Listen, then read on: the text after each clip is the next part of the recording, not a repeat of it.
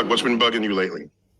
I'll tell you, I don't know if it's bugging me. Maybe I'm happy about it. maybe the entire human race has something to be hopeful about. You know how I feel about climate and the climate crisis. Right. But so I wake up this morning and it's all about fusion. Fusion everywhere. Everybody's talking about fusion. Fusion. I'm like, whoa, is this a good thing? Or are they yanking my chain? Are they just making me, what are they doing? Are they doing the Lucy, pull the football away from me? Or what are they doing? What is happening? What is happening with the fusion? Okay. So, the highlight is at one of the national laboratories, Lawrence Livermore National Laboratories, where they, among all the national labs, are one of their major tasks is as shepherds of our nuclear arsenal.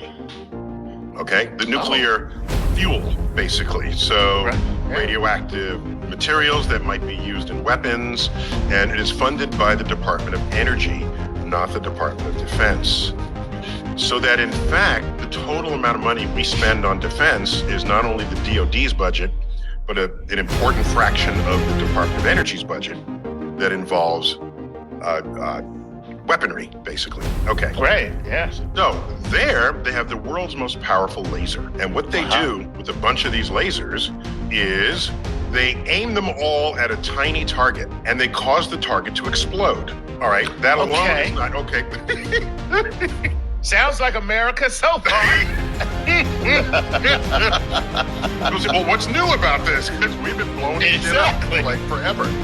So, if the target is uniformly heated, evenly in all directions, and the material is very uniform in all directions, so there would be a spherical shape, then the explosion creates an implosion on the other side of that explosion, right? You can't just have stuff come out unless Newton's law for every action is an equal and opposite reaction. So the explosion that comes out creates an explosion that points inward. Okay. And that creates very high pressure and very high temperature. And under those conditions, you can take two atoms, light atoms, and merge them into a heavier atom. Sweet. That takes a lot of high temperature to accomplish. Because let's take the lightest atom of them all, which is what? I don't know, maybe hydrogen? Hydrogen, you got it. So hydrogen in its nucleus has one proton. And helium in its nucleus has two protons. Plus two neutrons.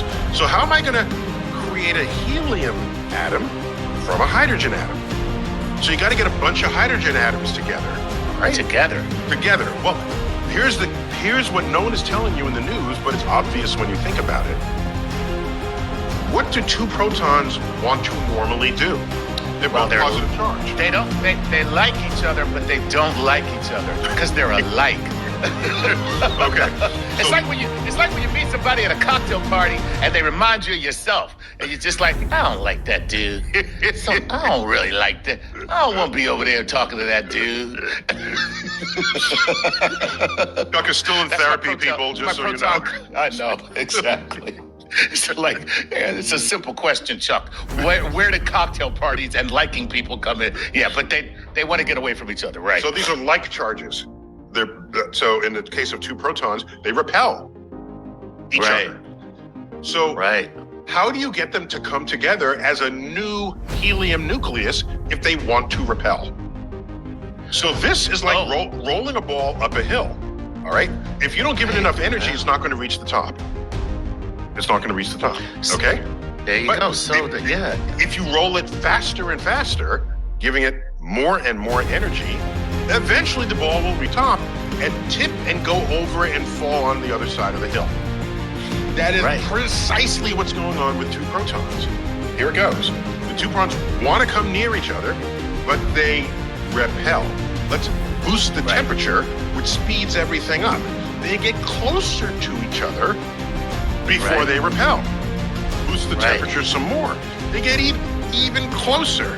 There's a magic temperature at which these protons will come close enough so that an entire new force operates. It would have to be a strong force in the nucleus to keep two protons together. In fact, the name of that... quantum love. That's called quantum love. Oh, where's that disco? So I remember Jungle Love. Remember Jungle Love? We know Quantum Love. Oh, right. Jungle Love. Yeah, Quantum Love is like Quantum you resist love. until you cross over the barrier, and then you're there. So when they cross that barrier, a strong force that operates in the nucleus takes over. It's one of the fundamental forces of nature, and it's called the strong nuclear force. There it is. Okay. That's what it's called. It is a very short-range force. It only operates on scales as small as the nucleus itself. Wow. But you have to get there for it to grab a hold of you and make a new atom.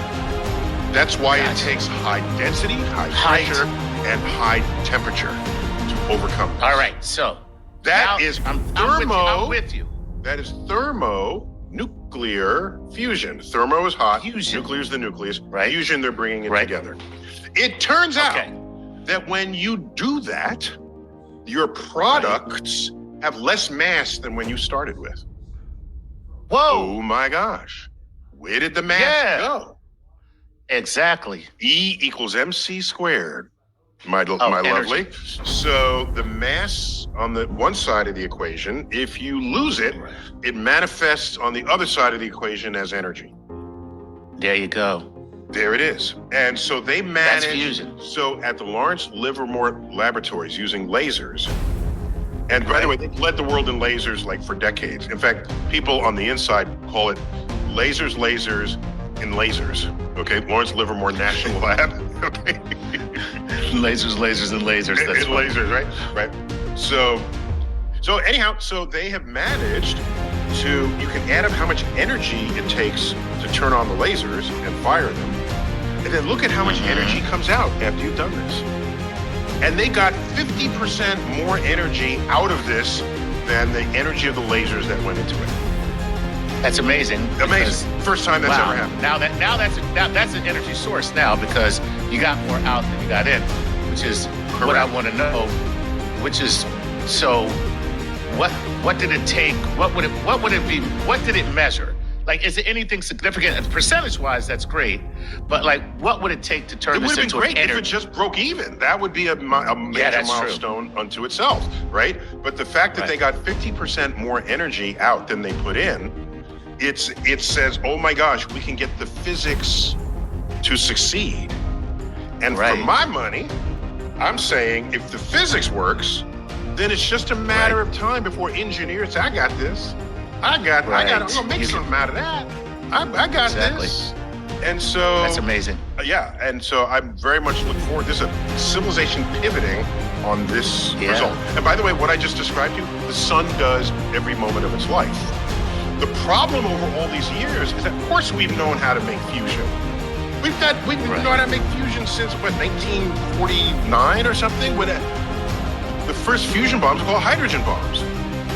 They're using hydrogen. That's what I just told you. We have two protons merging hydrogen atoms, nuclei together.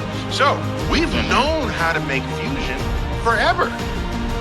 The challenge is not how do you make fusion, how do you control it? Yeah, because you don't want the electric company having to move to a new city because there's no city left. Right, exactly. So while in America, we're really good at blowing stuff up, we're less good at controlling that explosion, right? So the Holy Grail was, can we undergo fusion in a controlled way, where one day you might be able to throttle it or contain it or transport it. And we'll finally get, maybe, that ending scene in Back to the Future. Right. Here's your cue, Doc. Marty, it's your kids, Marty.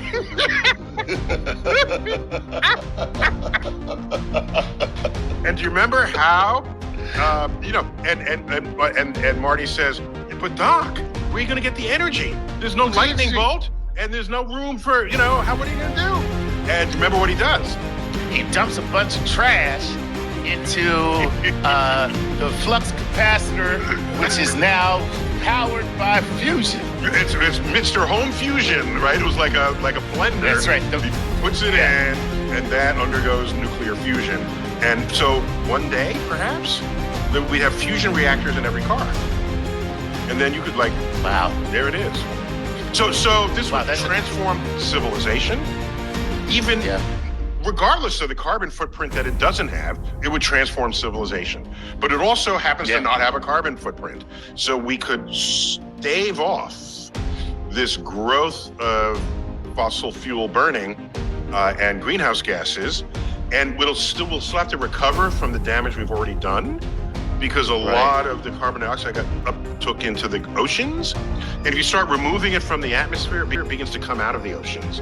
And it'll do that until it becomes equal again. So you gotta recover that. But it is the future. And I tip my hat to the physicists and engineers at the national labs. And this whole thing was important enough. It was a press conference announced by the Secretary of Energy. So, chomping at the bit. So then it is good news. Good news. I suspected accurately, yes. All right. And we've been at it for decades. Just thought I'd tell you that. And so this will be a benchmark day, with the first and second week of December in the year 2022. We'll look back on that fondly. Another day in December that will live not in infamy. What is it when it's a good thing? Femi. Just Femi.